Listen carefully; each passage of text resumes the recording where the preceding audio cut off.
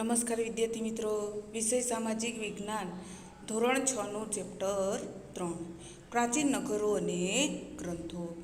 તો વિદ્યાર્થી મિત્રો, આપણે અવારનવાર સંસ્કૃતિ અને સભ્યતા એવા બે શબ્દો સાંભળીએ જ છીએ. શું તમે તેનો અર્થ જાણો છો? સંસ્કૃતિ એ મનુષ્યની રહેણી કહેણીની સાથે સંકળાયેલ બાબત છે. સભ્યતા એ માનવી પોતાની બુદ્ધિશક્તિ, આવડત અને કલા કૌશલ્યથી જીવનની અનેક વિશિષ્ટ અવસ્થાનું સર્જન કરે છે. વિશ્વમાં ઇજિપ્ત, મેસોપોટેમિયા, ભારત, ચીન, રોમમાં માનવ સમાજની આવી મહાન સભ્યતાના દર્શન થાય છે. સદીઓ જૂની આ સભ્યતા આજે પણ માનવ જીવનને પ્રેરણા પૂરી પાડે છે. આ સભ્યતાઓ પૈકી આપણે હડપ્પા સભ્યતાનો અભ્યાસ કરીશું. તો વિદ્યાર્થી મિત્રો, આપણે શું કરીએ છીએ? તો અવારનવાર સંસ્કૃતિ અને સભ્યતા એવા બે શબ્દો વિશે સાંભળતા જ હોઈએ છીએ અને એનો અર્થ પણ આપણે જાણતા નથી. તો વિદ્યાર્થી મિત્રો, આજે આપણે અર્થ જાણીશું. સંસ્કૃતિ એ મનુષ્યની રહેણી કહેણી સાથે બાબત સંકળાયેલ છે અને એમની સભ્યતા એ માનવી પોતાની બુદ્ધિશક્તિ, આવડત, કલા કૌશલ્યથી જીવનની અનેક વિશિષ્ટ અવસ્થાનું સર્જન કરે છે. વિશ્વમાં ઇજિપ્ત, મેસોપોટેમિયા, ભારત, ચીન, રોમમાં માનવ સમાજની આવી મહાનતા તેમજ મહાન સભ્યતાના દર્શન થયેલ છે. સદીઓ જૂની આ સભ્યતા આજે પણ માનવ જીવનને શું આપે છે? પ્રેરણા પૂરી પાડે છે. આ સભ્યતા પૈકી આપણે હડપ્પા સભ્યતાનો નીચે પ્રમાણે અભ્યાસ કરીશું. તો વિદ્યાર્થી મિત્રો, 3.1 હડપ્પા સભ્યતાના સ્થળો અહીંયા આપેલા છે, જે તમે જોઈ શકો છો. કાબુલ, સરાયકોટા, રહેમાનગઢી, બલુચિસ્તાન, ક્યોટો, મહેરગઢ, નૌશેરા, પારગ, જલાલપુર, હડપ્પા, પંજાબ, તો રાજસ્થાન, ધોળાવીરા, મહેસાણા, લોથલ, રંગપુર, સૌરાષ્ટ્ર, અમદાવાદ વગેરે 3.1 હડપ્પા સભ્યતાના સ્થળો આવેલા છે, જે તમે નકશામાં નિહાળી શકો છો. તો વિદ્યાર્થી મિત્રો, આપણે આગળ જોશું. હડપ્પા સભ્યતાને આપણે સિંધુ ખીણ સભ્યતા તરીકે પણ ઓળખીએ છીએ. ઈસવીસન 1921માં હડપ્પામાંથી આ સભ્યતાના સૌપ્રથમ અવશેષો મળ્યા છે. તો વિદ્યાર્થી મિત્રો, હડપ્પા સભ્યતાના સૌપ્રથમ અવશેષો ક્યાંથી મળ્યા છે? તો હડપ્પા સભ્યતાને આપણે કઈ સભ્યતા તરીકે ઓળખીશું? સિંધુ ખીણ સભ્યતા તરીકે આપણે ઓળખીશું. અને ઈસવીસન 1921માં હડપ્પામાંથી આ સભ્યતાના સૌપ્રથમ અવશેષો પ્રાપ્ત થયા હતા. વિદ્યાર્થી મિત્રો, આ પ્રશ્ન તમને એક્ઝામમાં પૂછાઈ શકે છે. ભારતના ઉત્તર પશ્ચિમ ભાગમાં ફેલાયેલી સભ્યતાના અનેક સ્થળોમાં હડપ્પા, મોહેંજો-દડો, લોથલ, ધોળાવીરા, કાલીબંગાન, રાખીગઢી વગેરેનો સમાવેશ થાય છે. નકશામાં હડપ્પા સભ્યતાના સ્થળો દર્શાવ્યા છે, તે જુઓ. તેમાંના કેટલાક મુખ્ય નગરોની નગર રચના, તેમની વિશેષતાનો પરિચય મેળવીએ. તો વિદ્યાર્થી મિત્રો, તો અહીંયા ભારતના ઉત્તર પશ્ચિમ ભાગમાં ફેલાયેલી જે સભ્યતા છે એમનાથી આવેલા અનેક સ્થળો જેવા કે હડપ્પા, મોહેંજો-દડો, લોથલ, ધોળાવીરા, કાલીબંગાન, રાખીગઢી વગેરેનો સમાવેશ થાય છે અને નકશામાં હડપ્પા સભ્યતાના સ્થળો પણ દર્શાવેલા છે. તો એમાં કેટલાક મુખ્ય નગરોની નગર રચના અને તેમની વિશેષતા વિશે આપણે પરિચય મેળવવાના છીએ. તો નગર રચના, તો તે સમય દરમિયાન આયોજબદ્ધ નગર રચના એ હડપ્પા સભ્યતાની સૌથી મોટી લાક્ષણિકતા હતી. તો વિદ્યાર્થી મિત્રો, તમને એક વાક્યનો પ્રશ્ન પૂછાઈ શકે છે કે હડપ્પા સભ્યતાની સૌથી મોટી લાક્ષણિકતા કઈ હતી? તો વિદ્યાર્થી મિત્રો, કઈ આવશે? આયોજનબદ્ધ નગર રચના. આમ નગરોની રચના એક સમાન થયેલી હતી. તમામ સ્થળોએ પશ્ચિમ તરફ કિલ્લો અને પૂર્વ તરફ સામાન્ય પ્રજાની વસાહત હતી. એટલે કે નગરની રચના આયોજનબદ્ધ કરવામાં આવી હતી, તે પણ એક સમાન રીતે થયેલી હતી અને તમામ સ્થળોએ પશ્ચિમ તરફ કિલ્લો અને પૂર્વ તરફ સામાન્ય પ્રજાની વસાહત આવેલી હતી. તે બંનેથી કેવું પડે છે? જુદો પડતો રાજમાર્ગ વચ્ચે આવેલો હતો. પશ્ચિમમાં આવેલા કિનારાની ફરતે કોટ હતો. કિલ્લામાં સંભવત શાસકો રહેતા હોવા જોઈએ. તેમની નગર રચનામાં મોટા ભાગે ઈંટો વપરાતી. હડપ્પા સભ્યતાના નગરોની કેટલીક વિશેષતાઓ જોઈએ. તો વિદ્યાર્થી મિત્રો, તો બંને તરફ શું આવેલું હતું? રાજમાર્ગ વચ્ચે આવેલો હતું અને પશ્ચિમમાં આવેલા કિલ્લાની ફરતે શું બાંધવામાં આવતું? તો કિલ્લાની ફરતે કોટ બાંધવામાં આવતો. કિલ્લામાં સંભવત શાસકો એટલે કે લાયક વ્યક્તિ, યોગ્ય પ્રમાણના શાસકો જ રહેતા હોવા જોઈએ. તેમની નગર રચના મોટા ભાગે શું વપરાયું હતું? ઈંટોથી દિવાલ ચણવામાં આવી હતી. હડપ્પીય સભ્યતાના નાગરિકોની કેટલીક વિશેષતાઓ આપણે જોવાની છે. હડપ્પીય સભ્યતાની મુખ્ય વિશેષતા તેની આયોજનબદ્ધ મકાન વ્યવસ્થા હતી.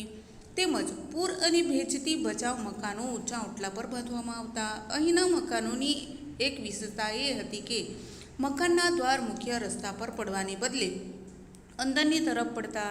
અહીં 1 અને 2 માળના મકાનો જોવા મળતા. અહીંના રસ્તાઓ સુવિધાજનક હતા. શહેરના મુખ્ય 2 રાજમાર્ગો, એક ઉત્તરથી દક્ષિણ અને બીજો પૂર્વથી પશ્ચિમ જતો. તો વિદ્યાર્થી મિત્રો, હડપ્પીય સભ્યતાની મુખ્ય વિશેષતા તેની આયોજનબદ્ધ મકાન વ્યવસ્થા હતી. એટલે કે આયોજનબદ્ધ રીતે મકાનો બાંધવામાં આવ્યા હતા. પૂર અને ભેજથી બચવા માટે ઊંચા ઓટલાઓ પણ બાંધવામાં આવ્યા હતા. અહીંના મકાનોની સૌથી મહત્ત્વની વિશેષતા એ હતી કે મકાનના મુખ્ય દ્વાર રસ્તા પર પડવાને બદલે અંદરની તરફ પડતા હતા. અહીં 1 અને 2 માળના મકાનો જોવા મળતા હતા.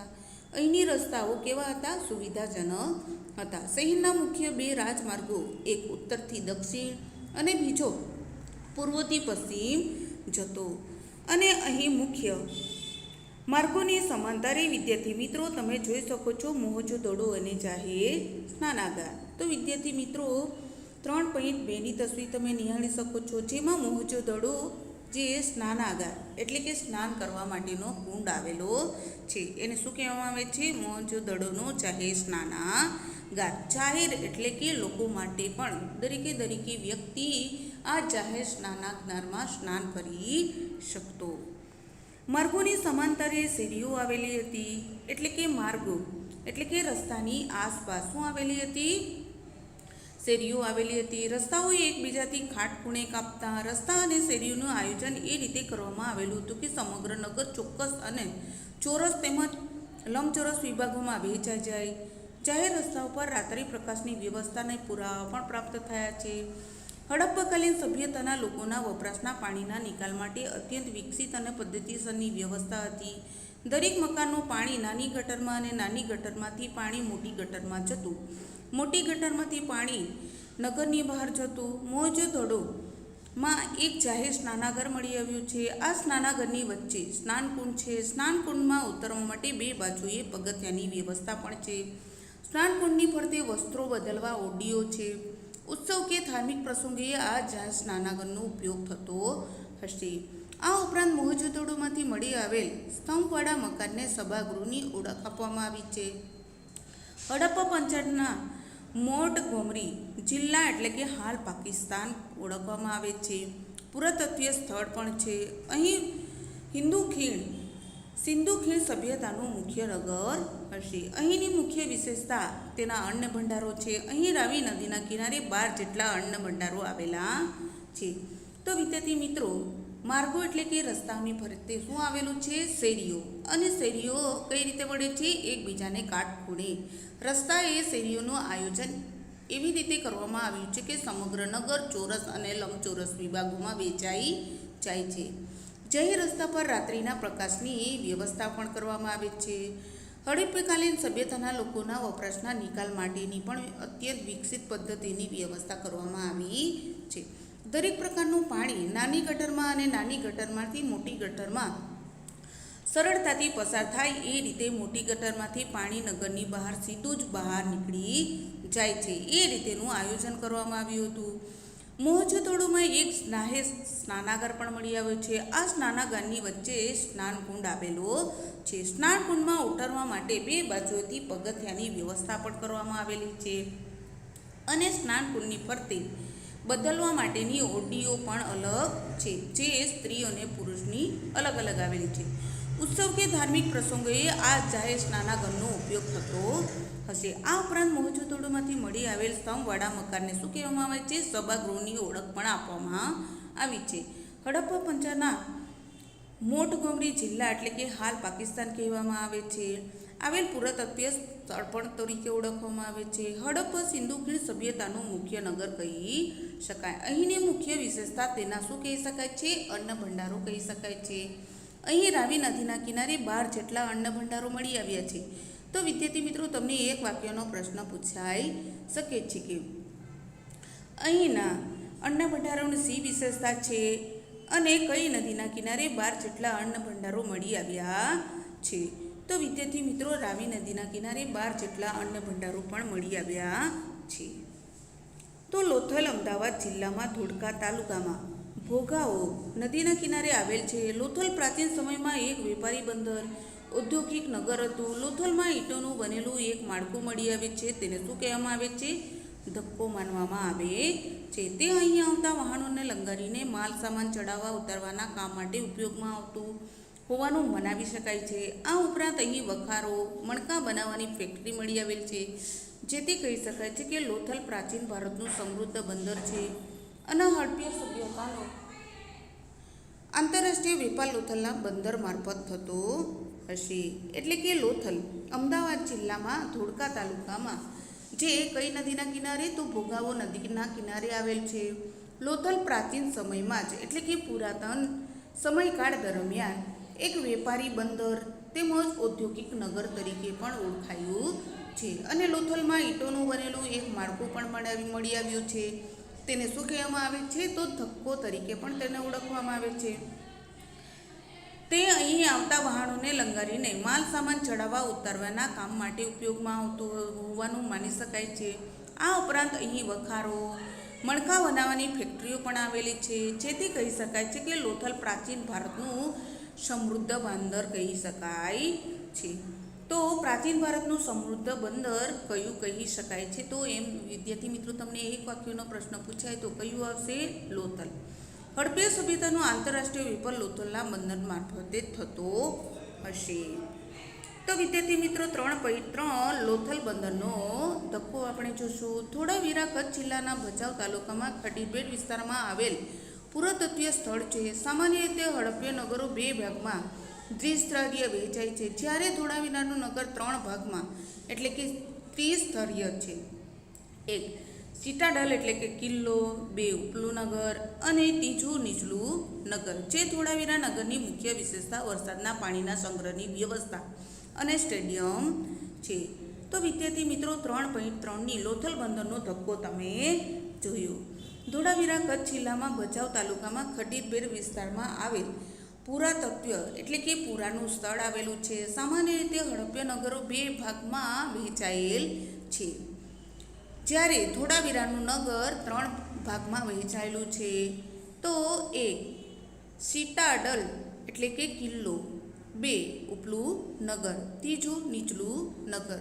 ધોળાવીરા નગરની મુખ્ય વિશેષતા વરસાદના પાણીના સંગ્રહની વ્યવસ્થા અને સ્ટેડિયમ કહી શકાય છે. રાજસ્થાનનું કાલીબંગન નગર હડપ્પા સભ્યતાની કૃષિ ક્રાંતિનું મુખ્ય મથક હતું. અહીં ખેડેલા ખેતરોના અવશેષો તેની સાબિતી પૂરી પાડે છે. અહીં મળી આવેલા તાંબાના અવશેષો એ પુરવાર કરે છે કે અહીં તાંબાના ઓજારોનું નિર્માણ થતું હશે અને આ ઓજારો કૃષિ ક્ષેત્રે ઉપયોગમાં લેવાતા હશે. તો રાજસ્થાનનું કાલીબંગન નગર જે હડપ્પા સભ્યતાની કૃષિ ક્રાંતિ એટલે કે ખેતીનું મુખ્ય મથક હતું.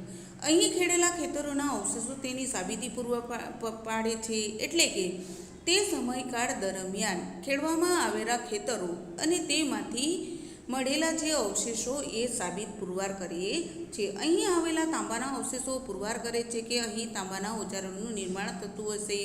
એટલે કે ખેડકામ કે ખેતી કામ કરતાં શું મળી આવે છે? તાંબાના અવશેષો મળી આવ્યા છે. એના ઉપરથી તાંબાના ઓજારોનું નિર્માણ થતું હશે એવું અનુમાન કરી શકાય છે. આ ઓજારો કૃષિ ક્ષેત્રે ઉપયોગમાં લેવામાં આવતા હશે. આમ સિંધુ ખીણ સભ્યતાનું નગર આયોજન સુવ્યવસ્થિત, સુંદર, ઇજનેરી કળા ધરાવતું આયોજનબદ્ધ અને કૌશલ્યયુક્ત હતું. તેમાં તે વખતના શાસક વર્ગની શાસન શક્તિ, ઇજનેરીની બુદ્ધિમત્તા અને કારીગરોની કલાશક્તિનું અદ્ભુત પ્રતિબિંબ પડે છે. એટલે કે આમ સિંધુ ખીણ સભ્યતાનું નગર આયોજન કેવું હતું? સુવ્યવસ્થિત, સુંદર અને ઇજનેરી કળા ધરાવતું તેમજ આયોજનબદ્ધ અને કૌશલ્યયુક્ત હતું. તેમાં તે વખતના શાસક વર્ગની શું હતી, એટલે કે તે સમયના જે પણ રાજાઓ શાસન કરતા થઈ ગયા છે એમની શાસન શક્તિનો ખ્યાલ આવે છે, ઇજનેરીની બુદ્ધિમત્તાનો ખ્યાલ આવે છે અને કારીગરોની કલાશક્તિનું અદ્ભુત પ્રતિબિંબ એમાં જ ખાસ કરીને જોવા મળે છે. હડપ્પીય સભ્યતાનું આર્થિક જીવન. સિંધુ ખીણ સભ્યતાના લોકો ખેતી, પશુપાલન, વેપાર, હુન્નર ઉદ્યોગ જેવા વ્યવસાયો કરતા હતા. ખેતીમાં ઘઉં, જવ, વટાણા, તલ, સરસવ વગેરે પાકોની ખેતી કરતા. ખેતીમાં જમીન ખેડવા હળનો ઉપયોગ કરતા. પશુપાલનમાં ગાય, ભેંસ, બકરી, ખૂંદવાડો, બળદ પાડતા. તેઓ આંતરિક અને આંતરરાષ્ટ્રીય વેપાર કરતા. અહીંનું સુતરાઉ કાપડ છેક મેસોપોટેમિયા અને તેના મધ્યમથી ઇજિપ્ત સુધી પહોંચતું એમ ઇતિહાસકારો માને છે. આ ઉપરાંત તેમના અન્ય વ્યવસાયમાં માટી કામ, ધાતુકામ, મણકા બનાવવાની કલા, શિલ્પકલા વગેરેનો સમાવેશ થાય છે. તો સિંધુ ખીણ સભ્યતાના લોકો શું કરતા? ખેતી કરતા, એની સાથે પશુપાલન, વેપાર, હુન્નર ઉદ્યોગો જેવા વ્યવસાયો પણ જોડે જોડે કરતા હતા. ખેતીમાં શું શું કરતા વિદ્યાર્થી મિત્રો? તો ઘઉં, જવ, વટાણા, તલ, સરસવ વગેરે પાકોની તેઓ ખેતી કરતા. ખેતીમાં જમીન ખેડવા શાનો ઉપયોગ કરતા હતા વિદ્યાર્થી મિત્રો? તો હળનો ઉપયોગ કરતા. પશુપાલનમાં ગાય, ભેંસ, બકરી તેમજ ખૂંદવાડો, બળદ પાડતા. તેઓ આંતરિક તેમજ આંતરરાષ્ટ્રીય વેપાર પણ કરતા. તેમજ અહીંનું સુતરાઉ કાપડ કેવું હતું? ખૂબ જ પ્રસિદ્ધ હતું. તે ક્યાં સુધી પહોંચાડવામાં આવતું? તો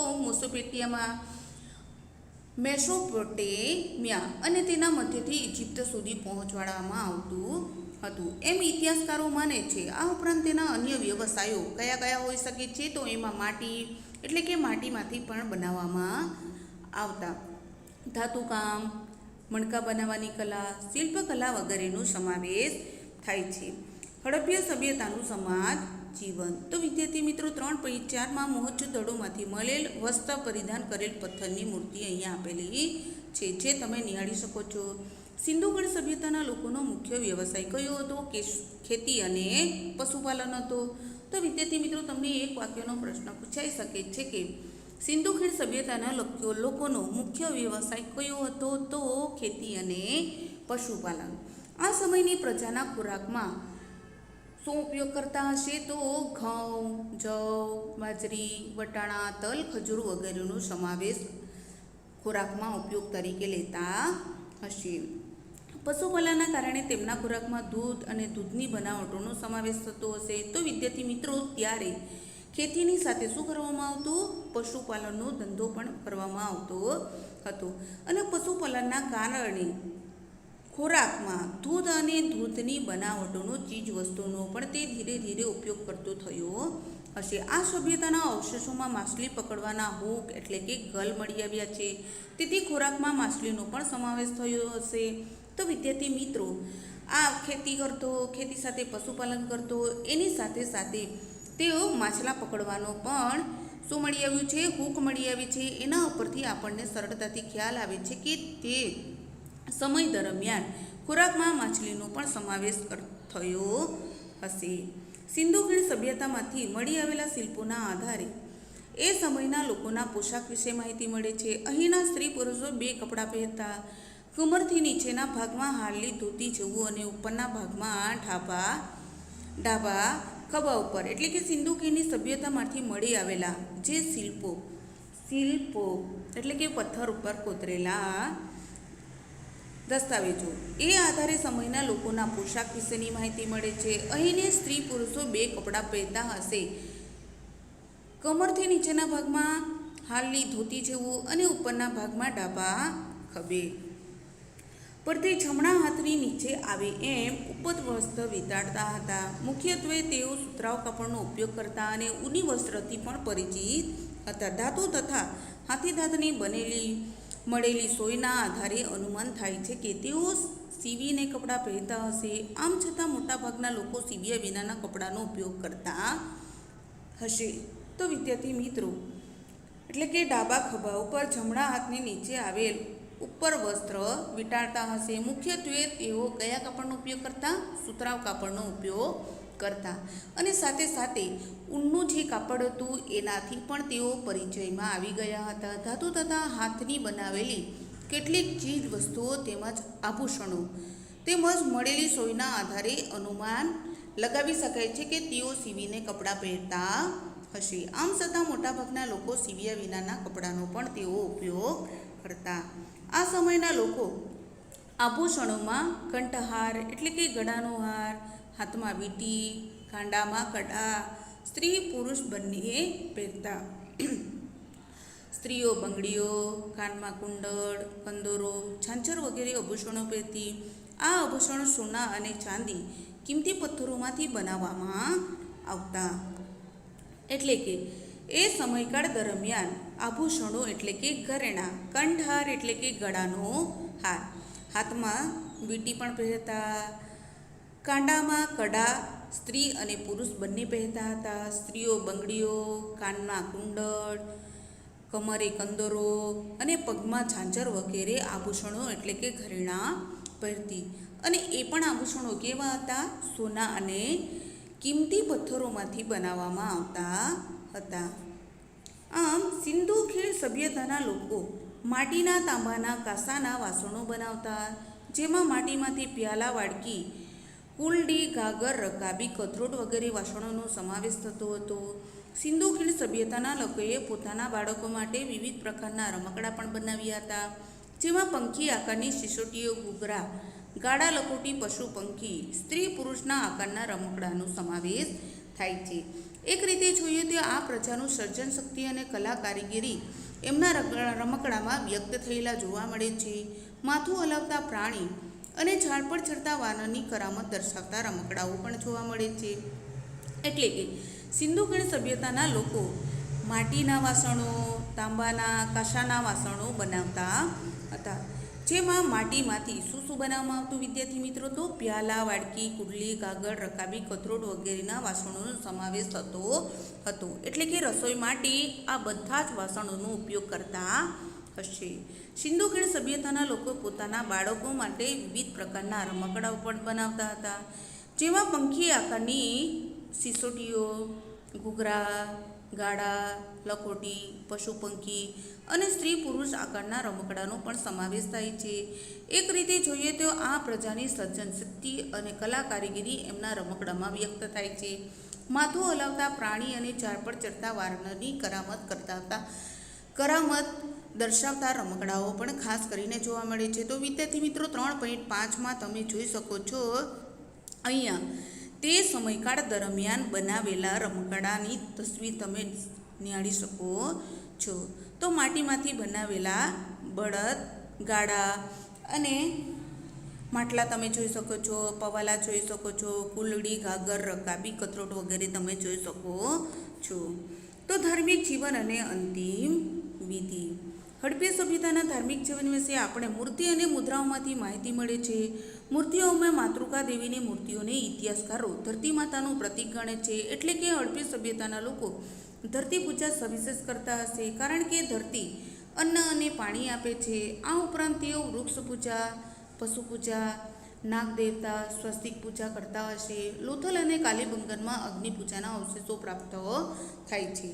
એટલે કે હડપ્પા સભ્યતાનું ધાર્મિક જીવન આપણે મૂર્તિ અને મુદ્રાઓથી માહિતી પ્રાપ્ત થાય છે. મૂર્તિઓમાં માતૃકા દેવીની મૂર્તિઓનો ઇતિહાસકારોમાં ધરતી માતાનું પ્રતીક ગણે છે અને ધરતી માતાનું પૂજન પણ કરે છે. એટલે કે હડપ્પા સભ્યતાના લોકો ધરતી પૂજા ખાસ કરીને પ્રસંગોપાત કરતા હોય છે, કારણ કે ધરતી અન્ન અને પાણી આપે છે.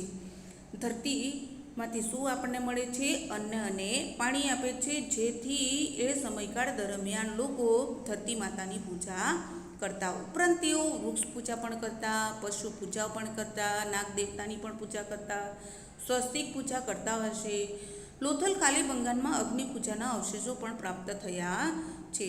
તો વિદ્યાર્થી મિત્રો ધરતી પૂજા કરે છે, એની સાથે સાથે વૃક્ષ એટલે વનસ્પતિઓની પણ પૂજા કરે છે, સાથે સાથે પશુ પાલન પણ કરે છે, જેના પરિણામ સ્વરૂપ તેઓ પશુપાલનની પણ પૂજા કરે છે. એ જ રીતે નાગ દેવતાની પૂજા કરે છે, સ્વસ્તિકની પણ પૂજા કરે છે. આમ લોથલ અને કાલીબંગાનમાં અગ્નિ પૂજાના અવશેષો પણ પ્રાપ્ત થયા છે. એટલે કે અગ્નિ પૂજાના અવશેષો પ્રાપ્ત થયા છે એના પરથી આપણને ખ્યાલ આવે છે કે તેઓ હવન કરાવતા હશે. હડપ્પીય સભ્યતાના લોકો મૃત્યુ પામનાર મનુષ્યને દાટતા હશે અને ઘણી જગ્યાએ અગ્નિ સંસ્કારના પુરાવો પણ મળ્યા છે. તેઓ મૃતકને દાટતા તેની સાથે કેટલીક વસ્તુઓ પણ મૂકતા જે તેમના મૃત્યુ પછીના જીવનની કલ્પના બતાવે છે. એટલે કે હડપ્પીય સભ્યતાના લોકો મૃત્યુ પામનાર મનુષ્યને દાટતા હશે. એટલે કે જે પણ વ્યક્તિ હડપ્પીય સભ્યતાના શાસનકાળ દરમિયાન શું હતું વિદ્યાર્થી મિત્રો, તો મનુષ્ય અવસાન એટલે કે મૃત્યુ પામે છે ત્યાર પછી જે મૃત્યુ પામનારને શું કરવામાં આવતું, દાટવામાં આવતું. ઘણી જગ્યાએ અગ્નિ સંસ્કારના પુરાવા મળ્યા છે. તેઓને મૃતક દાટતા તેની સાથે કેટલીક વસ્તુઓ પણ મૂકતા જે તેમના મૃત્યુ પછીના જીવનની શું બતાવે છે, કલ્પના બતાવે છે. લિપિ અને ભાષા. સિંધુ ખીણ સભ્યતાના અવશેષોમાંથી મુદ્રાઓ, મુદ્રિકાઓ, તામ્રપત્રિકાઓ મળી આવેલ છે. તેના ઉપર કોઈ અણઉકેલાયેલી રહસ્યમય ભાષામાં લિપિબદ્ધ લખાણ જોવા મળે છે. જો કે આ લખાણો ટૂંકા છે, માત્રાવાળા અક્ષરો અને જોડાક્ષરો જોવા મળે છે. આ લિપિ ઉકેલવા ઘણા પ્રયત્નો થયા છે પરંતુ તેમાં હજુ સફળતા મળી નથી. એટલે કે સિંધુ ખીણ સભ્યતાના અવશેષોમાંથી મુદ્રાઓ મળી છે, મુદ્રિકાઓ મળી છે, તામ્રપત્રિકાઓ મળી છે અને આ જે મળેલી મુદ્રાઓ, મુદ્રિકાઓ અને તામ્રપત્રિકા ઉપર લખાયેલા જે લખાણો છે એના ઉપરથી ભાષા અને લિપિબદ્ધ લખાણો પણ જોવા મળે છે. જો કે આ લખાણો કેવા છે, ખૂબ ટૂંકા અને માત્રાવાળા અક્ષરો અને જોડાક્ષરો જોવા મળે છે. અહીં લિપિ ઉકેલવા ઘણા પ્રયત્નો થયા છે પરંતુ એમાં હજી કોઈ પણ વ્યક્તિને સફળતા મળી નથી.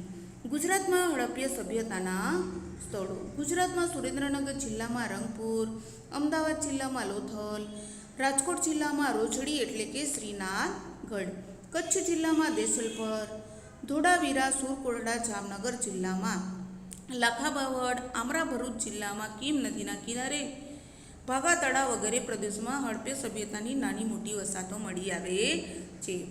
એટલે કે ગુજરાતમાં કયું આવેલું છે, સુરેન્દ્રનગર જિલ્લામાં રંગપુર, અમદાવાદમાં લોથલ, રાજકોટમાં રોજડી, શ્રીનાથગઢ, કચ્છ જિલ્લામાં દેસલપર, ધોળાવીરા, સુરકોટડા, જામનગર જિલ્લામાં લાખાબાવડ, આમરા ભરૂચ જિલ્લામાં કીમ નદીના કિનારે ભાગા તળાવ વગેરે પ્રદેશમાં હડપ્પીય સભ્યતાની નાની મોટી વસાહતો આવેલી છે. હડપ્પીય સભ્યતાનો અંત કઈ રીતે આવ્યો એ જોશું. ઇતિહાસકારો ધરતીકંપ, પૂર, રોગચાળો કે બાહ્ય આક્રમણના કારણે આ સભ્યતાનો અંત આવ્યો હશે એવું માની શકાય છે. જો કે આજે પણ ઇતિહાસકારો માટે તેનો અંત સંસાધનોનો વિષય બની રહ્યો છે. એટલે કે હડપ્પીય સભ્યતાનો અંત કઈ રીતે આવ્યો, તો ધરતીકંપ થયો હશે, ક્યાંક તો પૂર આવ્યું હશે, રોગચાળો ફેલાયો હશે, ક્યાંક તો બાહ્ય આક્રમણના કારણે આ સભ્યતાનો અંત આવ્યો હશે એવું અનુમાન લગાવી શકાય છે. જો કે આજે પણ ઇતિહાસકારો એ માટેનો અંત સંસાધનનો વિષય બની રહ્યો છે. તો વિદ્યાર્થી મિત્રો, આપણા પ્રાચીન ગ્રંથો ઋગ્વેદ અને તેનું અધ્યયન. વેદ કેટલા છે? 4. ઋગ્વેદ, યજુર્વેદ, સામવેદ અને અર્થવેદ. તો વિદ્યાર્થી મિત્રો, તમને એક વાક્યનો પ્રશ્ન પૂછાઈ શકે છે કે વેદ કેટલા છે? 4. ઋગ્વેદ, યજુર્વેદ, સામવેદ અને અથર્વવેદ. ઋગ્વેદ આપણો પ્રાચીનતમ ગ્રંથ છે. તો વિદ્યાર્થી મિત્રો, તમારે યાદ રાખવાનું રહેશે કે પ્રાચીનતમ ગ્રંથ કયો છે, તો કયો આવશે?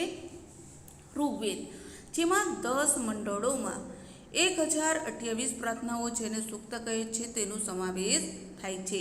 એટલે કે આ ઋગ્વેદમાં 10 મંડળોમાં 1028 પ્રાર્થનાઓ આવેલી છે જેને શું કહેવામાં આવે છે? સૂક્ત તરીકે સમાવેશ થયેલો છે. ઋગ્વેદ એ પ્રાચીન જ્ઞાનનો ભંડાર છે. તે પ્રાચીન સંસ્કૃત કે વેદિક સંસ્કૃત ભાષામાં લખાયેલ છે. એટલે કે ઋગ્વેદ પ્રાચીન જ્ઞાનનો શું કહી શકાય છે? ભંડાર.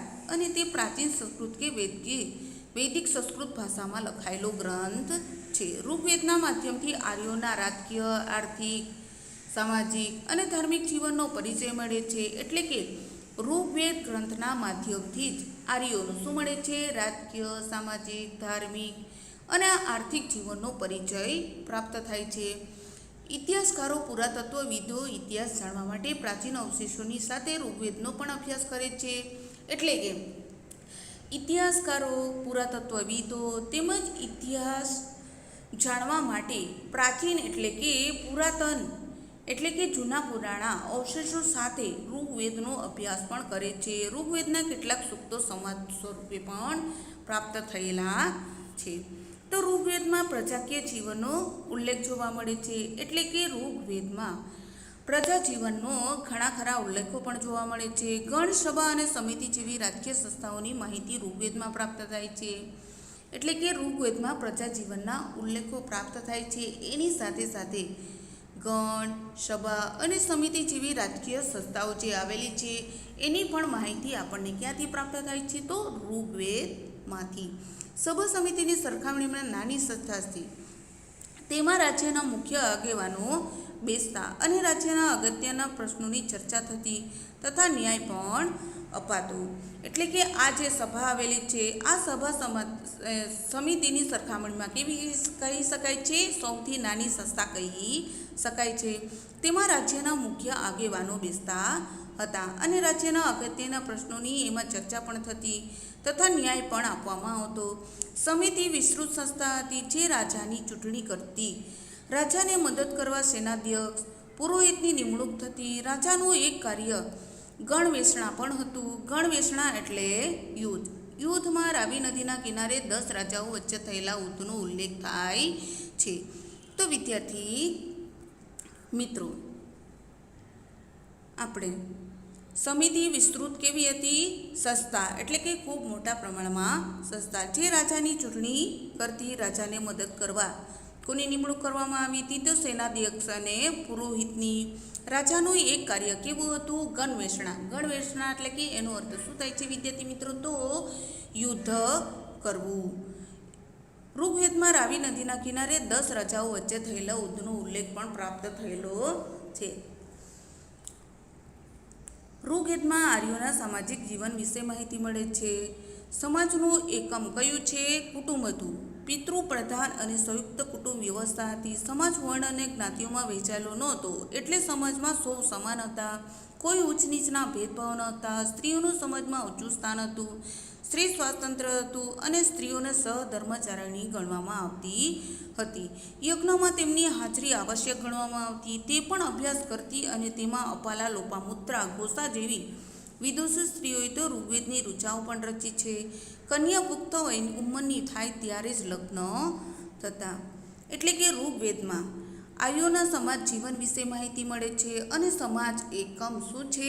કુટુંબ, જે પિતૃપ્રધાન અને સંયુક્ત કુટુંબ વ્યવસ્થા હતી. સંયુક્ત એટલે કે એક કુટુંબમાં ઘણા બધા કુટુંબોનો સમાવેશ, દરેકે સમાજ કુટુંબનું દરેક વ્યક્તિનો સમાવેશ થયેલો હતો. સમાજ વર્ણ અને જ્ઞાતિઓમાં વહેંચાયેલો ન હતો.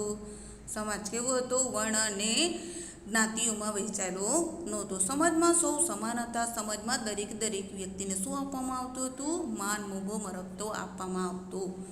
કોઈ ઊંચ નીચના ભેદભાવ ન હતા. સ્ત્રીઓનું સમાજમાં ઊંચું સ્થાન અને સ્ત્રી સ્વાતંત્ર્ય હતું. સ્ત્રીઓને સંપૂર્ણપણે કોઈ પણ ભેદભાવ રાખવામાં ન હતો. જે રીતે પુરુષોને સ્થાન મળતું એ જ રીતે સ્ત્રીઓને પણ ઊંચું સ્થાન આપવામાં આવતું. સ્ત્રી સ્વાતંત્ર્ય હતું એટલે કે સ્ત્રીને પોતાના પ્રોબ્લેમ સોલ્યુશન જે પણ કહેવું હોય તે એ સરળતાથી કહી શકતી. તે સ્ત્રી સ્વાતંત્ર્ય હતું. સ્ત્રીઓની સહધર્મચારિણી પણ ગણવામાં આવતી અને યજ્ઞમાં તેની હાજરી આવશ્યક ગણવામાં આવતી. તેનો પણ અભ્યાસ કરતી. એટલે કે સ્ત્રીઓ પણ અભ્યાસ કરતી હતી. જે કયા અપાલા, લોપામુદ્રા, ઘોષા જેવી વિદુષી સ્ત્રીઓ તો ઋગ્વેદની ઋચાઓ પણ રચી હતી. અને કન્યા પુખ્ત એટલે કે લાયક થાય, એની ઉંમર લાયક થાય તો એના સીધા લગ્ન કરાવી દેવામાં આવતા. ઋગ્વેદમાં પ્રકૃતિની પૂજાના ઉલ્લેખો જોવા મળે છે. ઇન્દ્ર, વરુણ, અગ્નિ, સૂર્ય વગેરેની પૂજાના ઉલ્લેખો પણ મળે છે. સવારની દેવી ઉષા અને સાંજની દેવી અદિતિનો ઉલ્લેખ પણ જોવા મળે છે. એટલે કે ઋગ્વેદમાં પ્રકૃતિ એટલે કે કુદરતી જે સૌંદર્ય આપ્યું છે એ કુદરતી સૌંદર્યની પૂજાના ઉલ્લેખો પણ જોવા મળે છે. જેમાં ઇન્દ્રની પૂજા થતી, વરુણની પૂજા કરવામાં આવતી, અગ્નિની પણ પૂજા કરવામાં આવતી અને સૂર્ય વગેરેની પણ પૂજાના ઉલ્લેખો આપણને પ્રાપ્ત થયેલા જોવા મળે છે. સવારની દેવી કઈ છે? ઉષા. અને સાંજની દેવી કઈ છે? આદિતિનો પણ તેમાં ઉલ્લેખ થયેલો જોવા મળે છે. ઋગ્વેદમાં ગાય અને ઘોડાની અને બળદની ઘણી જગ્યાએ થઈ છે. ઋગ્વેદમાં અન્ય પશુઓની સરખામણીમાં ઘોડાનો સૌથી વધુ ઉલ્લેખ જોવા મળે છે, જે તેમના જીવનમાં પશુપાલનનું મહત્ત્વ સૂચે છે. પશુઓ માટે યુદ્ધ કરવું એ કબીલાઈ જીવન જીવતા લોકો માટે સામાન્ય હતું. સંપત્તિ મુખ્યત્વે પશુઓની સંખ્યા પર આધાર રાખતી. પશુપાલન સામૂહિક રીતે થતું અને ઋગ્વેદકાલીન અર્થવ્યવસ્થાના પ્રારંભિક ચરણમાં કૃષિ ગૌણ હતી. એટલે કે ઋગ્વેદમાં શેની ગણના કરવામાં આવી છે? તો ગાય અને ઘોડા તેમજ બળદની ચર્ચાઓ ઘણી જગ્યાએ જોવા મળે છે. ઋગ્વેદમાં અન્ય પશુઓની સરખામણીમાં જોઈએ તો ઘોડાનો સૌથી વધુ ઉલ્લેખ થયેલો જોવા મળે છે, જે તેમના જીવનમાં પશુપાલનનું કેટલું મહત્ત્વ હશે તેની માહિતી પુરવાર કરે છે. પશુઓ માટે યુદ્ધ કરવું એ કબીલાઈ જીવન જીવતા લોકો માટે સામાન્ય હતું. એટલે કે પશુઓ લઈને શું કરવું? યુદ્ધ કરવું એ કબીલાઈ જીવન જીવતા લોકો માટે શું હતું? સામાન્ય થઈ ગયું હતું. સંપત્તિ મુખ્યત્વે પશુની સંખ્યા પર આધાર રાખતી. સંપત્તિ કેવી છે? પશુઓની તેમની પાસે કેટલા પ્રમાણમાં સંખ્યા છે એના ઉપર એમની સંપત્તિ કેટલી હશે એનું અનુમાન લગાવી શકાતું. પશુપાલન સામૂહિક રીતે થતું. પશુપાલનનું સામૂહિક રીતે કરવામાં આવતું, એટલે કે બધા હળી મળીને દેખભાળ સંભાળ રાખતા.